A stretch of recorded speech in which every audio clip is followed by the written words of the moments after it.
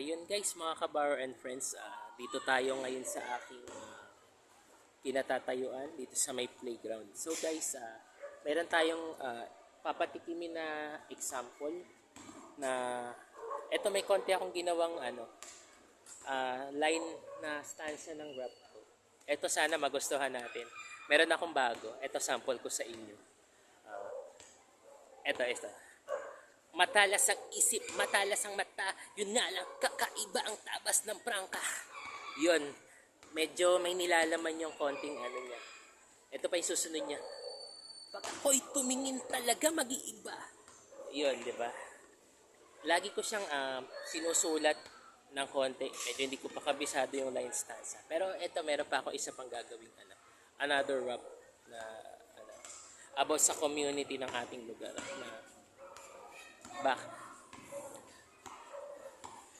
Hindi nyo ba naisip ang inyong ginagawa?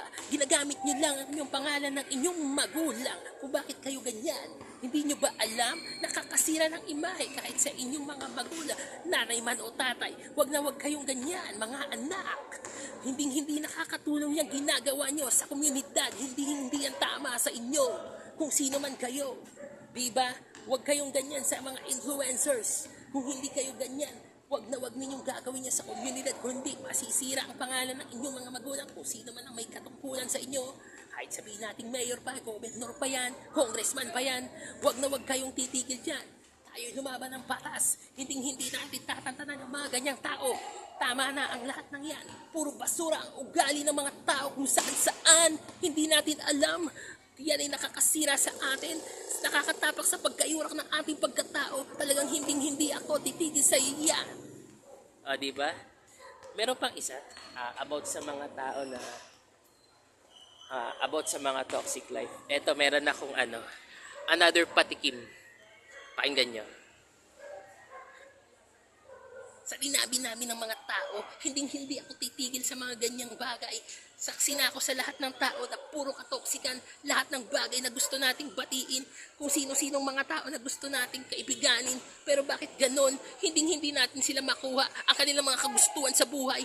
Puro na lang sila mga pagsusungit, puro na lang sila pagmumura, lahat ng bagay sa mundo, puro na lang. Pagyayabang, hindi nyo na alam ang inyong mga ginagawa. Kaya tama na.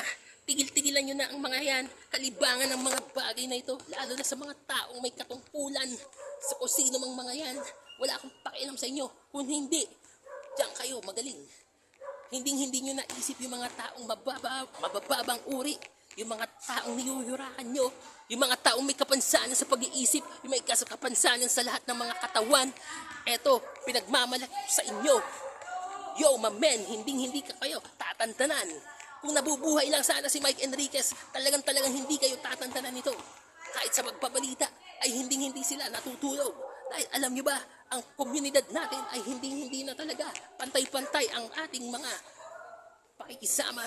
Lahat na lang ng bagay ay katulad nito. Ang hustisya lang ay para sa mayaman, pero pagdating sa mga mahihirap, Diyos ko day, tumigil na kayo. Eto na, sana ang Panginoong Diyos na lang ang bahala sa inyong bumabay. Diyos ko po, parang awa nyo na. Yan, di ba?